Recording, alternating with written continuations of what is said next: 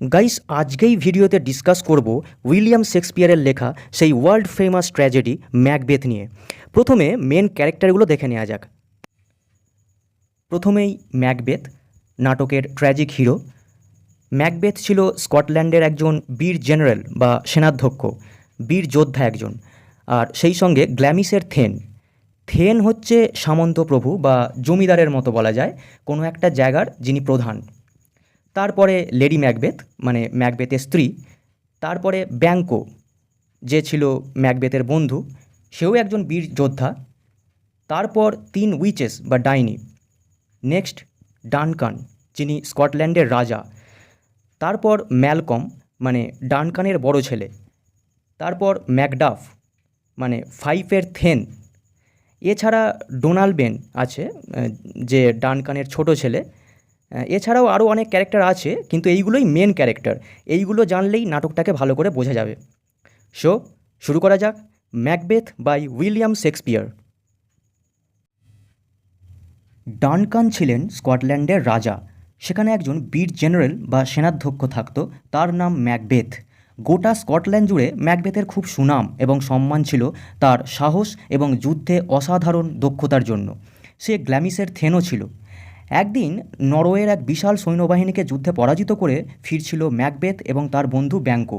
হঠাৎ করে তাদের সামনে 3 অদ্ভুত প্রাণী এলো, যারা ছিল উইচেস বা ডাইনি। ফার্স্ট উইচ ম্যাকবেথকে স্যালিউট করে থেন অফ গ্ল্যামিস বলে সম্বোধন করলো। সেকেন্ড উইচ তাকে থেন অফ কডার বলে অ্যাড্রেস করলো, কিন্তু ম্যাকবেথ তখনও কডারের থেন হয়নি। এবং থার্ড উইচ তাকে বলল স্কটল্যান্ডের ভবিষ্যতের রাজা ম্যাকবেথই হবে। কিন্তু ম্যাকবেথ ভাবল, যতদিন পর্যন্ত বর্তমান রাজা ডানকানের পুত্র ম্যালকম এবং ডোনাল্ডবেন থাকবে, ততদিন পর্যন্ত তার পক্ষে রাজা হওয়া কিভাবে সম্ভব, সে কি করে রাজা হবে। তারপর ডাইনিরা ব্যাঙ্কোর দিকে ঘুরে বলল যে যদিও ব্যাঙ্কো নিজে কোনো দিন রাজা হিসেবে স্কটল্যান্ডে রাজত্ব করতে পারবে না, কিন্তু তার উত্তরাধিকারী বা বংশধরেরা কিন্তু স্কটল্যান্ডের রাজা হবে। তারপর ডাইনিরা অদৃশ্য হয়ে গেল।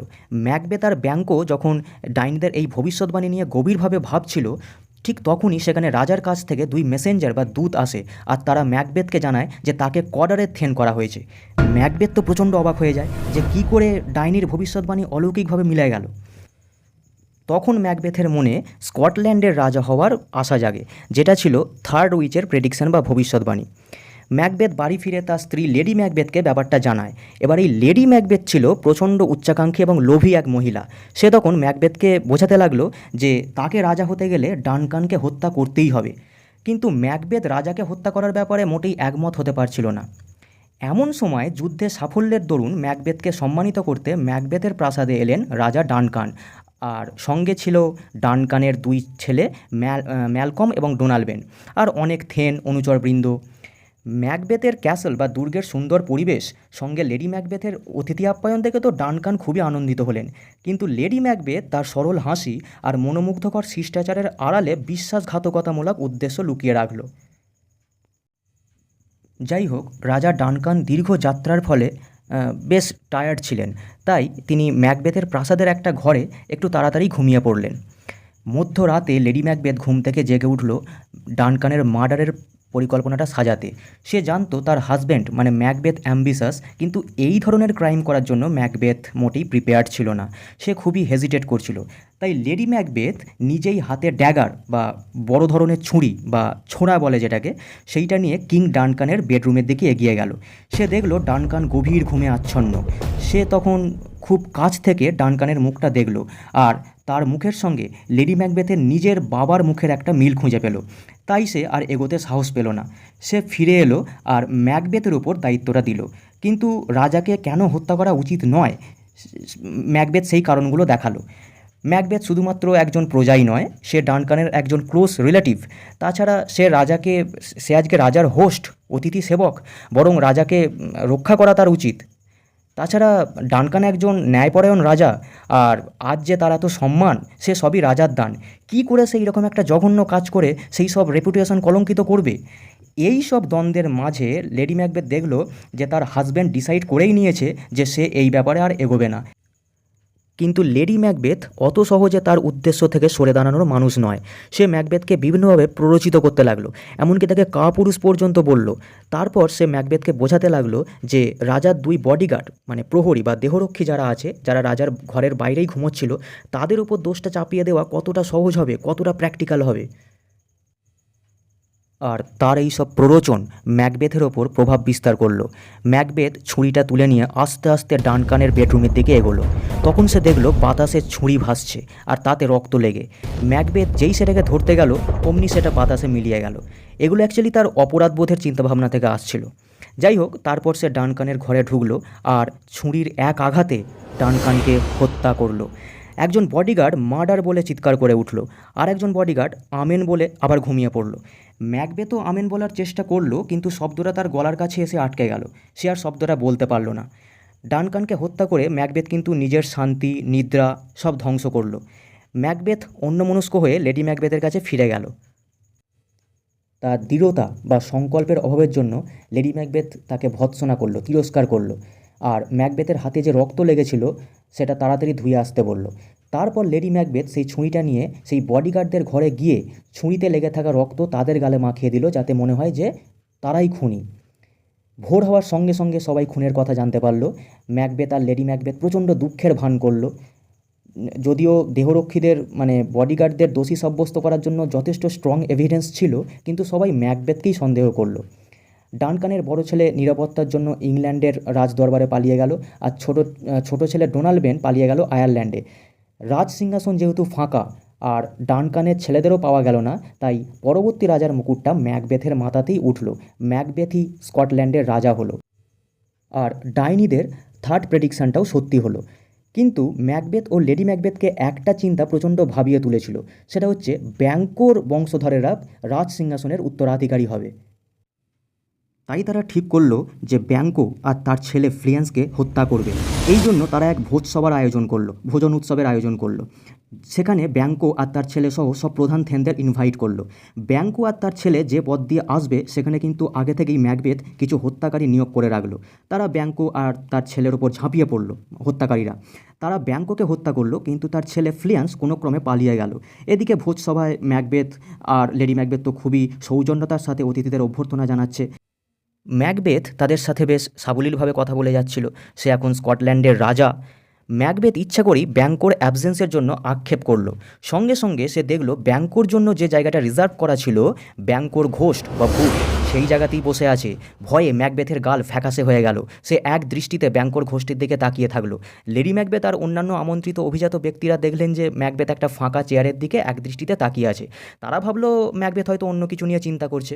লেডি ম্যাকবেথ তাকে তিরস্কার করে বলল যে ডানকানকে হত্যার আগে সে যেমন বাতাসে ছুরি ভাসতে দেখেছে, এটাও সেরকমই তার জাস্ট একটা মনের কল্পনা।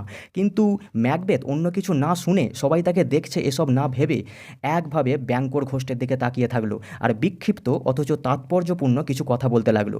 গোপন কথা সবার সামনে চলে আসতে পারে এই ভয়ে লেডি ম্যাকবেথ সমস্ত গেস্টদের ম্যাকবেথের অসুস্থতার অজুহাত দেখিয়ে বিদায় জানালো। ম্যাকবেথ আর লেডি ম্যাকবেথ ঘুমের মধ্যে দুঃস্বপ্ন দেখতে লাগলো। তাদের ঘুমের ব্যাঘাত হতে লাগলো। ব্যাঙ্কোর রক্ত তাদেরকে বিচলিত করলো। তারা ব্যাঙ্কোর ছেলে ফ্লিয়ান্সকে ভবিষ্যতের রাজা হিসাবে দেখতে লাগলো। এই সব নিয়ে তারা একদমই শান্তি পাচ্ছিল না। ম্যাকবেথ ঠিক করলো যে সে আবার সেই ঊষর প্রান্তরে গিয়ে সেই ডাইনিদের সঙ্গে দেখা করে তার ভবিষ্যৎ সম্পর্কে জানবে। ম্যাকবেথ যখনই সেই প্রান্তরের গুহায় গেল, সে দেখল ডাইনিরা এক বিরাট কড়াইয়ের মধ্যে অদ্ভুত আর ভয়ঙ্কর সব জিনিস দিয়ে মায়াজালের ব্যবস্থা করছিল। ম্যাকবেথ তখন তাদের মনিবদের সঙ্গে দেখা করতে চাইল। 3 ছায়ামূর্তি ছিল তাদের মনিব। প্রথম ছায়ামূর্তিটা ছিল সশস্ত্র কাটা মুন্ডুর মতো। সে ম্যাকবেথকে ফাইভের থেন ম্যাকডাফের থেকে সাবধান বা সতর্ক থাকতে বলল। দ্বিতীয় ছায়ামূর্তি ছিল রক্তাক্ত এক শিশু। সে ম্যাকবেথকে বলল নারী গর্ভ থেকে স্বাভাবিকভাবে জন্ম নেওয়া কোনো মানুষ তাকে মারতে পারবে না। ম্যাকবেথ ভাবল তাহলে তো ম্যাকডাফকে ভয় পাওয়ার কোনো কারণ নেই। কিন্তু ম্যাকডাফের ব্যাপারে তার মনের মধ্যে একটা আশঙ্কা থেকেই গেল। তাই সে ঠিক করলো সে ম্যাকডাফকেও মেরে ফেলবে। তারপর গাছের ডাল হাতে মুকুটধারী এক শিশু উঠে এলো। এটা ছিল তৃতীয় ছায়ামূর্তি। সে ম্যাকবেথকে বলল যতদিন না পর্যন্ত বার্নামের জঙ্গল ডানসিনেন পাহাড়ের দিকে এগিয়ে আসছে, যে পাহাড়ের ম্যাকবেথের প্রাসাদটা ছিল, ততদিন পর্যন্ত ম্যাকবেথের পরাজয় হবে না। ততদিন পর্যন্ত ম্যাকবেথকে কেউ মারতে পারবে না। ম্যাকবেথ ভাবলো জঙ্গল কী করে এগিয়ে আসবে, সেটা কোনো দিন সম্ভব নয়। তাই ম্যাকবেথ ভাবলো তাকে কেউ কোনো দিন মারতে পারবে না। সেই ডাইনিদের গুহা থেকে বেরিয়েই ম্যাকবেথ ফাইভের থেন ম্যাকডাফের দুর্গে হানা দেয়। কিন্তু ম্যাকডাফ অলরেডি ইংল্যান্ডে পালিয়ে গেছে, আর সেখানে ম্যালকমের সেনাবাহিনীতে যোগ দিয়েছে ম্যাকবেথকে সিংহাসনচ্যুত করবে বলে। মনে আছে নিশ্চয়ই, ডানকানের হত্যার পরেই তার বড় ছেলে ম্যালকম ইংল্যান্ডে পালিয়ে গিয়েছিল। সেখানে গিয়ে ম্যালকম ম্যাকবেথের বিরুদ্ধে এক বিশাল সৈন্য দল গড়ে তোলে।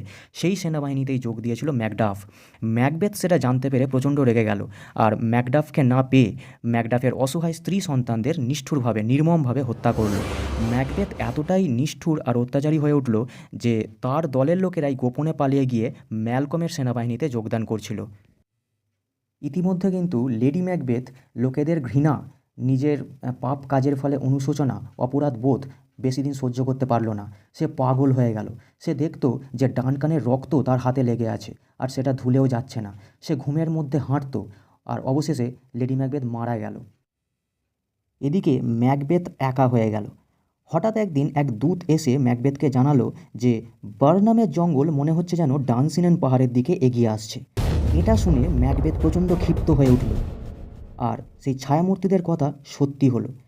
অ্যাকচুয়ালি ম্যালকম এবং ম্যাকডাফ তাদের সেনাবাহিনী নিয়ে যখন বার্নামের জঙ্গলের মধ্যে দিয়ে এগিয়ে আসছিল, তখন ম্যালকম তার সেনাদের নির্দেশ দিয়েছিল যে সবাই একটা করে গাছের ডাল কেটে নিয়ে হাতে ধরে সামনের দিকে এগিয়ে যাওয়ার জন্য, যাতে ম্যাকবেথ সৈন্যদের সংখ্যা বুঝতে না পারে।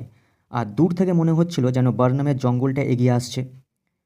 ম্যাকবেথ ম্যাকডাফের সম্মুখীন হলো। ম্যাকডাফের স্ত্রী সন্তানদের হত্যা করার জন্য ম্যাকবেথকে সে খুনি, শয়তান আর অত্যাচারী বলে অভিহিত করলো। ম্যাকবেথের মধ্যে তখনও কিন্তু একটা ফলস কনফিডেন্স ছিল যে নারী গর্ভ থেকে স্বাভাবিকভাবে জন্ম নেওয়া কোনো মানুষ তাকে মারতে পারবে না। ম্যাকবেথ যখন ম্যাকডাফকে কথা জানায়, তখন ম্যাকডাফ বলল, তাহলে তো আমি তোমায় মারতে পারবো। কারণ ম্যাকডাফের নারীগর্ভ থেকে স্বাভাবিকভাবে জন্ম হয়নি, পেট কেটে তাকে বের করা হয়েছিল, মানে সিজার করে যেটাকে বলে। তখন ম্যাকবেথের কনফিডেন্স ভেঙে যায়, আর সে বুঝতে পারলো যে ডাইনিদের হেঁয়ালিপূর্ণ আর দুরকম কথার অর্থে সে প্রতারিত হয়েছে।